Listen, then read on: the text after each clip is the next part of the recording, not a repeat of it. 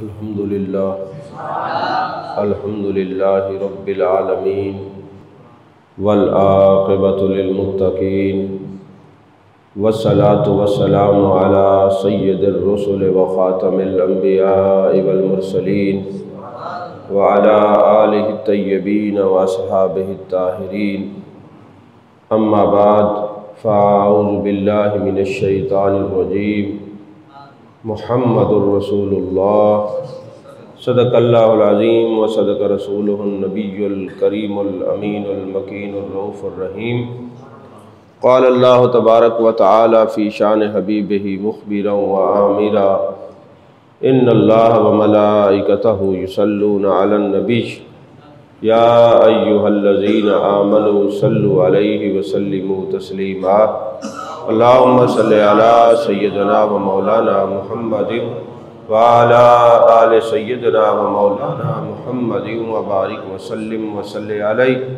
الصلاة والسلام علیکہ یا رسول اللہ الصلاة والسلام علیکہ یا حبیب اللہ الصلاة والسلام علیکہ یا نبی اللہ الصلاة والسلام علیکہ یا خیر خلق اللہ۔ تمام تعریفیں اللہ تبارک و تعالیٰ کے لیے ہیں جو خالق کائنات بھی ہے، مالک شش جہات بھی، جو آد بھی ہے، صمد بھی ہے، جس کی شان لم یلد بھی ہے ولم یولد بھی۔ لا تعداد عدیہ درود و سلام بارگاہ سید الانام، شفیع رحمت، والی امت، شاہ خوباں، جان جانا، شہنشاہ حسینہ، سید سروراں، سیاہ لا مکان، تتیمہ دوراں، سرخیل زہرہ جمالاں، رازدان ما اوہا، شاہد ما طغا، صاحب علم نشرہ، معصوم آمنہ، احمد مجتبہ، حضرت محمد مصطفیٰ صلی اللہ علیہ وآلہ وصحبہ وبارک وسلم کی دربار ناز میں اپنی عقیدتوں، ارادتوں، محبتوں کا خراج پیش کرنے کے بعد عزیزان محترم، بلا تمہید چونکہ وقت مختصر ہے، اللہ نے قرآن میں فرمایا محمد الرسول اللہ والذین معہ اشداء علی الکفار۔ حضرت محمد صلی اللہ علیہ وسلم اللہ کے رسول ہیں، اور جو ان کے ساتھی ہیں ان کی نشانی کیا ہے؟ جو محبوب کی معیت میں رہنے والے لوگ ہیں وہ ان کی نشانی کیا ہے؟ وہ کافروں پر سخت دل ہیں، رحماء بینہم، اور آپس میں ایک دوسرے پر بڑے مہربان ہیں۔ اب یہ اللہ تعالیٰ نے قرآن پاک میں فرمایا، کوئی ہیر رانجھے کی داستان نہیں ہے، رب کا قرآن ہے کہ میرے نبی کے جو غلام ہیں ان کی پہلی دو نشانیاں کیا ہیں؟ وہ کافروں پر تو سخت ہیں مگر آپس میں وہ رحم دل ہیں، ایک دوسرے سے مہربانی کرنے والے ہیں، ایک دوسرے سے بڑا پیار کرنے والے ہیں۔ یہ کون کہہ رہا ہے؟ تو یہ جو لوگ آج کل کہہ رہے ہیں کہ جی صحابہ فلاں فلاں کے بارے میں اور فلاں کے حضرت سیدنا امیر معاویہ کے بارے میں بات کرتے ہیں، یا جی صحابہ کے اندر یہ معاملات تھے، یہ تھے، تو قرآن تو یہ کہہ رہا ہے وہ آپس میں رحم دل ہیں۔ آپ کو بات نہیں سمجھ آئی؟ قرآن فرما رہے وہ آپس میں رحم دل ہیں، کافروں پر سخت ہیں۔ تو پتہ چلا اگر بظاہر آپ لوگوں کو کوئی سختی لگتی ہے تو وہ بھی دین کے لیے ہے، دل میں نرمی ہی نرمی ہے، بغض نہیں ہے۔ اب صحابہ کا وکیل خود رب العالمین ہے، خود فرما رہا ہے کہ میرے صحابہ، میرے نبی کے صحابہ جو ہیں وہ آپس میں نرم دل ہیں، رحماء بینہم، آپس میں نرم دل ہیں۔ عزیزان محترم، میرے آقا علیہ الصلوۃ والسلام نے اپنے غلاموں کو، اپنے صحابہ کو مختلف شان عطا فرمائی۔ میرے آقا علیہ الصلوۃ والسلام نے فرمایا میری امت میں، میری امت پر سب سے رحم دل ابو بکر صدیق ہے۔ میری امت میں، میری امت پر سب سے رحم دل ابو بکر صدیق ہے۔ اور میرے آقا علیہ الصلوۃ والسلام نے کیا حکم دیا؟ فرمایا کہ میری امت پر میری وجہ سے میرے صحابہ کی محبت لازم ہے۔ میری امت پر میری وجہ سے میرے صحابہ کی محبت لازم ہے۔ اب یہ جو میری فرما رہے ہیں تو پتہ چلا صحابہ سے محبت وہی کریں گے جس کو میرے آقا میرا کہیں گے۔ سارے محبوب علیہ السلام کے صحابہ سے پیار نہیں کرتے، پیار وہی کرتے جن کو خدا کے مصطفیٰ، خدا کے محبوب میرا کہہ دیں۔ فرمایا میری امت پر میرے صحابہ کی محبت میری وجہ سے لازم ہے۔ تو فرمایا جو صحابہ سے محبت رکھتا ہے وہ بھی میری وجہ سے ہے، اور جو صحابہ سے بغض رکھتا ہے وہ بھی میری وجہ سے ہے۔ پتہ چلا جو صحابہ سے بغض رکھتا ہے وہ نبی سے پیار نہیں کرتا، جو نبی سے پیار کرتا ہے وہ نبی کی ایک ایک نسبت سے بھی پیار کرتا ہے۔ میں ایک بات کہا کرتا ہوں اکثر، ہر وقت، ہر لمحہ، ہر مجمع میں، پھر دوہرا رہا ہوں۔ مدینے کے اندر ایک پہاڑ ہے جس کو جبل احد کہتے ہیں۔ میرے آقا نے فرمایا یہ جنتی ہے، مجھ سے محبت کرتا ہے۔ ایک اور پہاڑ ہے جس کو جبل عیر کہتے ہیں، فرمایا یہ مجھ سے بغض رکھتا ہے، جہنمی ہے۔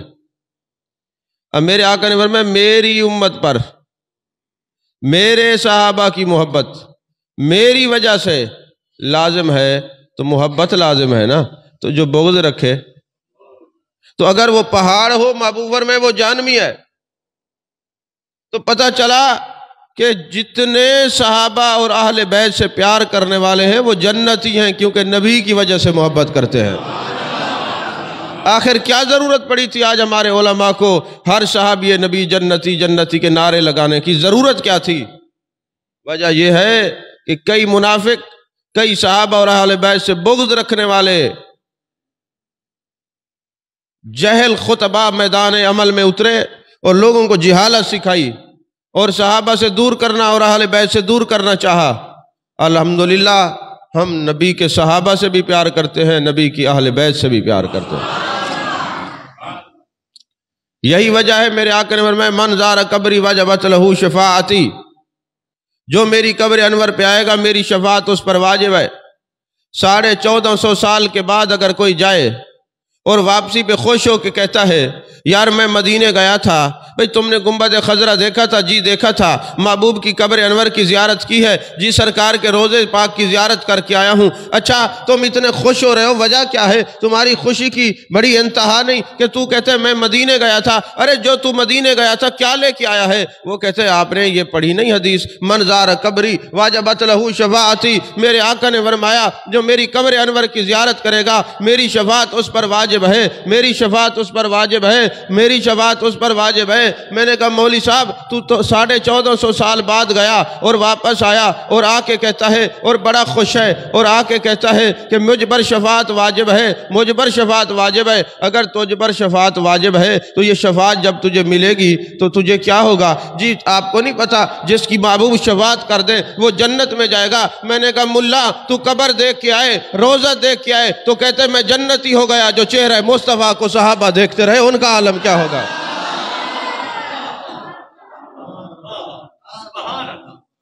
اب میری طرف دیکھیں، پیچھے نہیں دیکھ رہا، نہ موبائل نکال کے دیکھ رہا ہے، کیونکہ انہوں نے بندے کبھی نہیں دیکھے تو آیا اس انداز سے کہ میرا جملہ ہی ضائع ہو گیا۔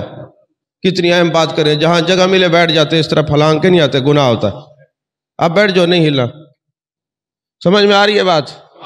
تو ایک بندہ مدینے جائے، وہاں سے واپسی آ کے ایک ایک کو بتاتا ہے میں مدینے گیا تھا، میں مدینے گیا تھا، میں مدینے گیا تھا۔ ارے تو مدینے گیا تھا، جو مدینے والے کے ساتھ رہے اور آپ بھی ساتھ ہیں ان کا عالم کیا ہوگا؟ سمجھ میں آئی ہے بات کہ نہیں آئی؟ عزیزان محترم، میرے آقا علیہ السلام نے فرمایا من زارانی، جس نے میری زیارت کی بعد وفاتی، میرے وصال کے بعد، فَكَأَنَّمَا زَارَنِي فی حیاتی، گویا اس نے زندگی میں مجھے دیکھا۔ ارے تو جائے مزار پر اور محبوب فرمائے تجھے ایسے ہی اجر ملے گا جیسے زندگی میں دیکھے، اور جن صحابہ نے زندگی میں دیکھا بھی ہے، خدمت بھی کی ہے، محبت بھی کی ہے، گھر بار بھی لٹایا ہے، جانیں بھی لٹائی ہیں، ان کا عالم کیا ہوگا؟ رات میں کتاب پڑھ رہا تھا، مجھے بڑی لذت آئی ایک صحابی رسول صلی اللہ علیہ وسلم تھے، نام نہیں لکھا ہوا تھا، فرماتے ہیں وہ اتنا محبوب سے پیار کرتے تھے، اتنا محبوب سے پیار کرتے تھے، میرے آقا جو کرتا مبارک پہنتے وہ کھلا ہوتا نا، وہ کبھی کبھی پیار میں نا محبوب کے کرتے کے اندر چلے جاتے اور محبوب کی پوشت کو بوسے دیتے تھے پیار کی وجہ سے۔ جن کا جسم مقدسہ منورہ مطہرہ چوم کر صحابہ کو یہ درجے ملے ہیں۔ ایک دفعہ میں ایک جگہ پہ لیکچر تھا تو مجھے موضوع دیا گیا کہ محبت اولیاء پر بات کرنی ہے۔ میں نے محبت اولیاء پر بات کی، آپ کو تو پتہ ہے آج کل دماغوں میں بڑے کیڑے پڑے ہوئے ہیں، بات کچھ ہوتی ہے اور اٹھ کے جس کا دل کرتا ہے بک بک شروع کر دیتا ہے۔ تو ایک بندہ کھڑا ہو گیا، کہنے لگا جناب آپ نے صحبت اولیاء پر گفتگو کی ہے، عمل کی کوئی بات نہیں کی۔ میں نے کہا پتہ ہے آپ کو، کوئی یہ وی سی صاحب بیٹھے ہیں ان سے آپ پوچھ لیں، انہوں نے مجھے موضوع یہ دیا ہے کہ محبت اولیاء پر بات کرنی ہے، ابھی آپ عمل پہ تقریر رکھ لیں، لیکچر رکھ لیں، انشاءاللہ میں عمل پہ بھی بات کروں گا۔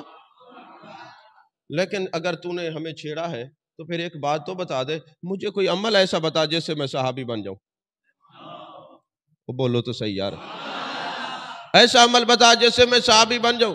کہنے لگا نہیں، وہ تو نبی کی صحبت میں رہنا پڑتا ہے، صحبت میں جانا پڑتا ہے۔ میں نے کہا تمہیں تعریف ہی پتہ نہیں صحابی کہتے کس کو ہیں؟ اگر صرف صحبت ہے تو پھر ایمان کی شرط بھی ابو جہل بھی کچھ دن رہا ہے، ہر وقت رہتا تھا، ساتھ ہی رہتا تھا، بڑے لوگوں نے دیکھا لیکن صحابی نہیں بنے۔ جی اب تم کہتے ہو کہ جی جو نبی کو دیکھے، تو میں نے کہا جو نابینا صحابہ تھے جنہوں نے دیکھا نہیں۔ تو پتہ چلا حالت ایمان میں جس کو چند لمحے محبوب کی صحبت میسر آئی، اگرچہ اس کی آنکھیں سلامت نہیں تھی مگر اسی طرح حالت ایمان میں رہا، وہ صحابی ہوتا ہے۔ جب میرے آقا کا وصال ہو گیا، دور دور سے لوگ آئے آپ کی زیارت کرنے کے لیے، وہ بھی صحابی ہیں کیونکہ ان کو بھی صحبت میسر آئی ہے۔ ہم تو حیات النبی کے قائل ہیں نا قبلہ، بات کو سمجھے۔ تو عزیزان محترم، میرے آقا علیہ السلام کے جو صحابہ ہیں ان کی عظمتیں اور شانیں، ان کی رفعتیں اور بلندیاں ہماری اذہان اور قلوب اس تک پہنچ نہیں سکتے۔ تو کہنے لگا جناب آپ نہ عمل کی بات کریں۔ میں نے کہا کوئی عمل بتاؤ جیسے میں صحابی بن جاؤں۔ کہتے نہیں محبوب کی صحبت میں جانا پڑتا ہے۔ تو میں نے کہا تابعی بن جاؤں۔ کہتے نہیں صحابی کی صحبت میں جانا پڑتا ہے۔ میں نے کہا تبع تابعین میں شمار ہو جائے۔ کہتے نہیں تابعی کی صحبت میں جانا پڑتا ہے۔ میں نے کہا جب تجھے پتا ہے کہ صحبت وہ کچھ بناتی ہے جو عمل بھی نہیں بنا سکتا، پھر اس کے خلاف زہر کیوں گلتا ہے؟ نہیں سمجھ آئی بات آپ کو؟ صحابی تو صحبت سے بنا ہے نا، تو جو محبوب کی صحبت میں رہے گا وہی کچھ صحابی بنے گا نا۔ تو عزیزان محترم ایسے بھی صحابی آئے ہیں، آپ شفا شریف اٹھائیں، اس میں لکھا ہوا ہے ایک شخص آتا ہے، اے جان جانا جان کائنات مصطفیٰ جان رحمت صلی اللہ علیہ وسلم، میں ابھی آیا ہوں آپ کے جمال جہاں آرز سے، میں مشرف ہوا ہوں، آپ کی زیارت کی ہے، تو آقا میرا دل کرتا ہے مسلمان ہو جاؤں، اور آپ کھڑے میدان جنگ میں ہیں، اور اگر میں ابھی مسلمان ہو گیا، میں نے ایک نماز نہیں پڑھی، میں نے روزہ نہیں رکھا، میں نے زکوٰۃ نہیں دی، میں نے حج ادا نہیں کیا، کیا جنت میں جاؤں گا؟ میرے آقا مسکرائے، فرمایا جنت اعمال سے نہیں ملتی، حضرت آمنہ کے لال سے ملتی ہے۔ جنت اعمال سے نہیں، حضرت آمنہ کے لال سے ملتی ہے۔ میرے آقا سے تو جنت صحابہ نے خریدی بھی ہے۔ جب میرے آقا نے فرمایا کون ہے جو کنواں خرید کے دے گا، میں اس کے لیے جنت کی ضمانت دیتا ہوں، کون ہے جو یہ کام کرے گا، جنت کی ضمانت۔ تو میرے تو نبی کے صحابہ وہ ہیں، ہم تو ویسے جنت کی امید لگائی بیٹھے، انہوں نے تو میرے نبی سے خریدی ہے جنت۔ سمجھ میں آ رہی ہے؟ جس کو چاہیں جو عطا فرما دیں، جس کو جو چاہیں کرم فرما دیں۔ تو وہ صحابی، وہ آدمی کہتے ہیں حضور اگر میں کلمہ پڑھ لوں تو پھر جنت ملے گی۔ میرے آقا نے فرمایا جنت ملتی ہے میرے دامن میں آنے سے، جنت ملتی ہے مجھ سے محبت کرنے سے، جنت ملتی ہے مجھ سے تعلق بنانے سے۔ تو میرے ہاتھ میں ہاتھ دے، تیری جنت کے ضامن تیرے نبی ہیں۔ وہ شخص مسلمان ہوتا ہے، مسلمان ہونے کے بعد عرض کرتے آقا یہ جو بکریاں ہیں نا، یہ جو میرا آقا ہے جس کا میں غلام ہوں اس کی بکریاں ہیں، اور آپ فرماتے ہیں امانت میں خیانت نہیں کرنی، یہ کیسے پہنچیں گی؟ میرے آقا نے فرمایا بکریاں مجھے جانتی ہیں، ما من شیء الا ویعلم انی رسول اللہ صلی اللہ علیہ وسلم، کائنات کی ہر شے جانتی ہے میں اللہ کا رسول ہوں۔ میرے آقا نے مٹی بھری اٹھائی اور بکریوں پہ ڈالی اور فرمایا سیدھی لائن بنا کے اپنے مالک کے پاس جانا، ادھر ادھر نہیں جانا۔ پھر چشم فلک نے دیکھا کہ بکریاں سیدھی اپنے مالک کے پاس جا رہی ہیں۔ یہ میرے آقا کا معجزہ ہے، وہ بکریاں سیدھی جانا کے حکم پر اپنے مالک پر چلی گئیں۔ یہ اس مالک کی طرف چل پڑا اور صحابی اس مالک کی طرف چل پڑا۔ میدان جنگ ہے، اب جاتے ہیں، جاتے ہی وہ جناب لڑائی کرتے ہیں اور پھر وہ شہید ہو جاتے ہیں۔ جب آئے تھے رنگت کالی تھی، حبشی تھے، میرے آقا علیہ السلام کے دامن کرم سے جڑے اور پھر میدان جنگ میں گئے، وہاں شہید ہو گئے۔ اب تلاش کی جا رہی ہے، جب اس کے قریب جاتے ہیں، چہرہ انوار و تجلیات سے مزین ہے، چہرہ روشن ہے، چہرے کی ضیاء پاشیاں کرنیں بکھیر رہی ہیں۔ آقا صحابہ عرض کرتے ہیں یہ تو ابھی حبشی آیا تھا، ابھی اس کا چہرہ چمک رہا ہے۔ میرے آقا نے فرمایا ابھی آیا تھا، دامن اسلام اور دامن مصطفیٰ نے اس کا چہرہ روشن کر دیا ہے، اس کی سیاہی نورانیت میں بدل گئی ہے۔ پھر کیا ہوا؟ میرے آقا علیہ السلام جانے جانا خود تشریف لے آتے ہیں۔ جب اس صحابی کے پاس آتے ہیں، میرے آقا اپنے چہرے کے اوپر ایسے رومال دے دیتے ہیں، کپڑا دے دیتے ہیں۔ کسی نے پوچھا آقا یہ انداز کیسا؟ فرمایا یہ جو ابھی مسلمان ہوا ہے، جنت کی حوریں جو اس کی حوریں ہیں، جو اس کی گھر والیاں بننے والی ہیں، وہ اس کے سر سے مٹی جھاڑ رہی ہیں اور کہہ رہی ہیں ہلاک ہو وہ جو جس نے تمہیں شہید کیا ہے۔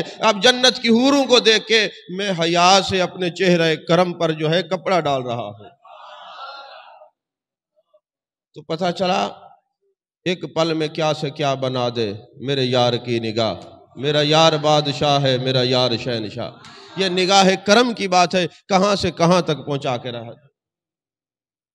ہے نا۔ کسی شاعر نے کہا نا تیرے کرم کے آگے میری ذات کچھ نہیں ہے، تو ہے کرم کا داتا مجھ میں ہی سب کمی ہے، ایسا نوازا تو نے مجھ جیسے بے نوا کو، تیری ایک نظر کے صدقے میری بات بن گئی۔ یہ نظر کا کمال ہوتا ہے، جب نظر پڑتی ہے تو پھر وہ کمال اور نقشے ہی بدل دیا کرتے ہیں۔ عزیزان محترم، میرے آقا کریم صلی اللہ علیہ وسلم کے دیوانوں، پروانوں، مستانوں، ایک بات یاد رکھنا، جس کا تعلق جتنا مضبوط ہوگا نا اپنے آقا سے، اتنا ہی وہ کامیاب ہوگا۔ پرسوں ایک جگہ میں نے خطاب کیا تو آیت جب پڑھی نا یا ایھا الذین آمنوا آمنوا، تو سارے حیرانگی سے دیکھنے لگے بھئی اب پتہ نہیں یہ کیسی بات کریں گے اور کیسا۔ بھئی قرآن میں نا اے ایمان والو ایمان لاؤ، نہیں سمجھ آئی؟ یا ایھا الذین آمنوا آمنوا، اے ایمان والو ایمان لاؤ۔ میں کہوں نعت خان صاحب نعت خان بنو، یہ کہے گا میں آلریڈی نعت خان ہوں۔ میں کہوں حافظ قرآن بنو، تو وہ کہے کہ میں حافظ قرآن ہوں۔ اللہ فرمایا اے ایمان والو ایمان والے بنو۔ یہ قرآن ہے نا، اب ذرا پھر غور کرنا پڑے گا وہ ایمان والے بنتے کیسے ہیں۔ اچھا پہلے تو یہ دیکھنا پڑے گا ایمان کیا محبوب کو جاننے کا نام ایمان ہے؟ کیا جو نبی کو جان لے وہ مومن ہو جاتا ہے؟ شرح عقائد میں عقیدہ ابن حاجب کے اندر یہ بات لکھی ہوئی ہے کہ ابو جہل جہاں بیٹھتا تھا کہتا تھا میں جانتا ہوں یہ نبی ہے، میں جانتا ہوں یہ نبی ہیں، اور جہاں بھی بیٹھتا میں جانتا ہوں یہ نبی ہیں۔ جانتا ابو جہل بھی تھا مگر مومن نہ بنا، تو پتہ چلا محبوب کو جاننے سے بھی مومن نہیں ہوتا بندہ۔ انداز حسینوں کو سکھائے نہیں جاتے، جو امی لقب ہوں وہ پڑھائے نہیں جاتے، ان کا دیدار نہیں ہر ایک کا حصہ، ابو جہل کو محبوب دکھلائے نہیں جاتے۔ تو ابو جہل جانتا تھا مگر ایمان کی دولت نہیں ملی، تو پھر کیا کہیں گے کہ محبوب کو پہچاننا ایمان ہے؟ تو اہل کتاب جتنے تھے وہ محبوب کو جانتے تھے، اور کیسے جانتے؟ کہتے ہیں کما یعرفون ابناءہم، ہم ایسے جانتے جیسے اپنے بیٹوں کو جانتے ہیں، مگر پہچانتے تھے، پہچان کرنے سے بھی وہ مسلمان نہ ہوئے، تو پھر ایمان کیسے؟ فرمایا ایمان محبوب کو ماننے کا نام ہے۔ فرمایا اے ایمان والو ایسے مانو جیسے ماننے کا حق ہے، اور پھر جس کو مانا جاتا ہے اس کی کسی بات کی تحقیق نہیں کی جاتی، اس کی بات کی تصدیق کی جاتی ہے۔ یہی تو وجہ ہے کہ صدیق اکبر کو صدیق اکبر کہا گیا ہے۔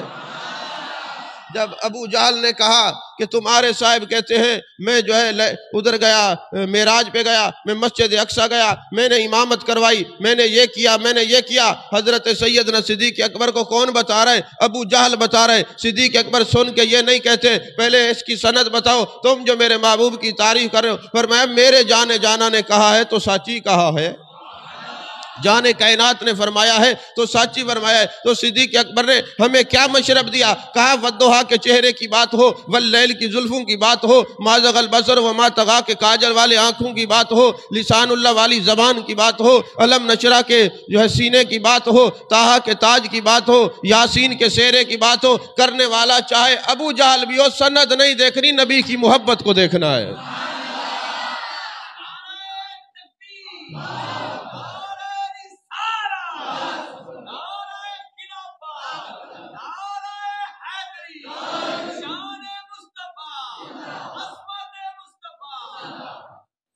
میرے آقا نے فرمایا میری امت پر، میری امت میں سب سے رحم دل ابو بکر صدیق ہے، اللہ کا حکم نافذ کرنے میں سب سے زیادہ سخت فاروق اعظم ہیں، سخاوت میں حضرت عثمان غنی ہیں، اور علم المیراث میں، علم الفرائض میں سب سے زیادہ جاننے والے مولا علی ہیں، میری امت کے سب سے بڑے عالم ابو عبیدہ بن جراح ہیں، میری امت کے سب سے بڑے خطیب سیدنا صدیق اکبر ہیں، میری امت کے سب سے بڑے استاد عبداللہ بن مسعود ہیں، میری امت کے پہلے حافظ حضرت ابی بن کعب ہیں، میری امت کے پہلے قاری حضرت ابو سعید خدری ہیں، میرے امت کے مفتی حضرت زید ہیں۔ یہ محبوب کی شان ہے جس کو شان عطا فرما دے۔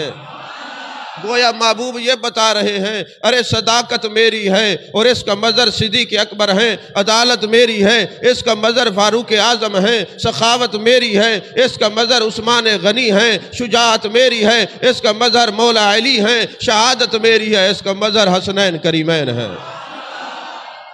تو میرے آقا علیہ السلام جس کو جو چاہیں عطا کر دیں۔ ایک کرامت ایک صحابیہ کی بیان کرنے لگا ہوں، شاید آپ نے پہلے کبھی نہیں سنی ہوگی۔ اس کی وجہ یہ کہ میں نے بیان پہلے کی نہیں ہے، آستانے پہ تو کیا، کسی مسجد میں یا اجتماع میں نہیں کی۔ حضرت سیدنا فاروق اعظم رضی اللہ تعالیٰ عنہ کی ایک باندی ہے، باندی سمجھتے ہیں نا، جس کا نام حضرت زائدہ ہے۔ حوالہ بھی دے دوں بعد میں، علماء سر کھائیں گے بھی کہاں لکھا ہے، یہ کشف المحجوب میں داتا صاحب نے لکھا ہے، کرامات اولیاء کے باب میں۔ کرامات اولیاء احادیث مبارکہ کی روشنی میں جو کشف المحجوب میں باب ہے اس میں لکھا ہوا ہے، سارا سر توڑ پچھو۔ تو حضرت فاروق اعظم رضی اللہ تعالیٰ عنہ کی باندی ہے، نام زائدہ ہے، اکثر محبوب کی بارگاہ میں سلام پیش کرنے کے لیے جایا کرتی ہے۔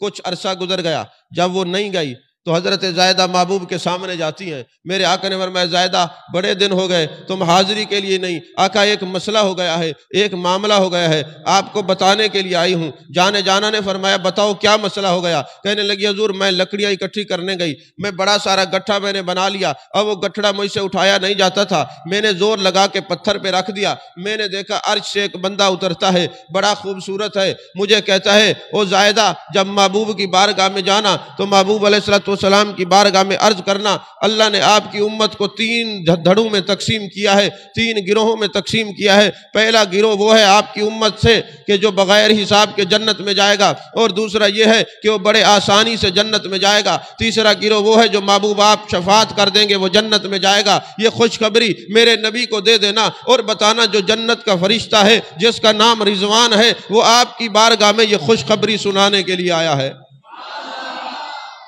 اچھا میں سوچ رہا تھا یہ دوسری کتابوں میں بھی حدیث ہے، آخر رضوان جبریل امی کو بتاتا یا جبریل امی محبوب کو بتاتے یا رضوان خود آ کے محبوب کی بارگاہ میں بات کر دیتا، آخر حضرت زائدہ کو بتانے کی ضرورت کیا تھی؟ بتانے کی ضرورت اس لیے تھی کہ کوئی یہ نہ کہے جیسے مردوں میں ولی ہوتے ہیں عورتوں میں بھی ہوتے ہیں، لیکن یہ علیحدہ بات ہے عورت بیعت نہیں کر سکتی۔ جو عورتیں بیعت کرتی ہیں ایسے مرید بھی پٹڑی سے اترے ہوئے، عورت نہ امام بن سکتی ہے، نہ عورت بیعت کر سکتی ہے، نہ عورت پیر ہو سکتی ہے۔ اس کا سبب یہ ہے کہ جناب والا جو عورتیں ہوتے ہیں ان کے کچھ ایام ہوتے ہیں وہ نماز نہیں پڑھ سکتی، اگر وہ امام ہوں گی تو لوگوں کو پتا ہوگا امام سے 10 دن ہفتہ چھٹی بھی ہے، تو اس لیے ان کے عیب ظاہر ہوں گے، اس لیے عورت امامت نہیں کرا سکتی، عورت بیعت نہیں کر سکتی، عورت ولیہ ہو سکتی ہے لیکن صاحب ارشاد اس طرح نہیں ہو سکتی کہ مردوں کا ہاتھ پکڑ کے بیعت کرے اور پھر کہے جاؤ سلسلے چلاؤ، ایسا نہیں ہو سکتا۔ منہ گندا کر گئے کوئی غلط گال کر چھوڑی۔ مردوں کے لیے کہ مرد کامل کا ہونا ضروری ہوتا ہے۔ تو حضرت زائدہ رضی اللہ تعالیٰ عنہ عرض کرتی آقا یہ معاملہ ہوا، میرے آقا فرماتے پھر کیا ہوا؟ اگرچہ آپ جانتے ہیں پھر کیا ہوا؟ عرض کرنے لگی آقا جب بات میں نے سن لی اور میں نے وہ لکڑی کا گٹھا اٹھانے لگی، اب مجھ سے اٹھتا نہیں تھا، فرشتہ پھر واپس آتا ہے، کہتے ہیں یہ تم سے نہیں اٹھتا، چلو تم تکلیف نہ کرو۔ فرشتے نے اس پتھر کو کہا او پتھر، او حجر، یہ گٹھا اسی طرح اٹھا اور فاروق اعظم کے دروازے پہ چھوڑ کے یہ گٹھا اسی طرح اٹھا اور سیدنا فاروق اعظم کے دروازے پہ چھوڑ کیا آقا پھر میں نے دیکھا وہ چلتا ہوا آتا ہے گٹھا اسی طرح لکڑی کا رکھا ہوا ہے وہ پتھر اٹھا کے سیدنا فاروق اعظم رضی اللہ تعالیٰ عنہ کے در دولت تک لے کے آتا ہے آقا یہ میں آپ کو پیغام دینے آئی تھی میرے آقا جلدی سے اٹھتے ہیں پہلے آ کے پتھر کا مشاہدہ کرتے ہیں اس گٹھڑے کا مشاہدہ کرتے ہیں اور جہاں پہ وہ رضوان نے خوشخبری دی تھی اس مقام پر تشریف لے جاتے ہیں اور میرے آقا نے خوش ہو کے فرماتے ہیں کہ تو حضرت مریم کی مانند ہے کہ اسے فرشتے نے بیٹے کی بشارت دی تھی اے زیدہ تجھے مبارک ہو تجھے فرشتے نے میری امت کی بخشش کی بشارت دی ہے سمجھ میں آ رہی ہے بات میری امت کی بخشش کی بشارت دی ہے عزیزان محترم میرے آقا علیہ السلام کے صحابہ کے موضوع پر جو میں نے بات کرنی تھی ابھی میں نے وہ صرف یہی کہا ہے کہ یہ شانیں ہیں ایک ایک شان پر بات کرنی تھی وقت ختم ہو گیا لہٰذا انشاءاللہ زندگی نے وفا کی تو اگلے جمعے جہاں بات ختم کر رہے ہیں یہیں سے شروع کریں گے اور میری دعا ہے اللہ تبارک و تعالی ہم سب کو محبوب علیہ السلام کا عشق نصیب فرمائے ایسی محبت نصیب فرمائے جو صحابہ کو عطا فرمائی ہے آمین آمین آمین وآخر دعوانا الحمدللہ رب العالمین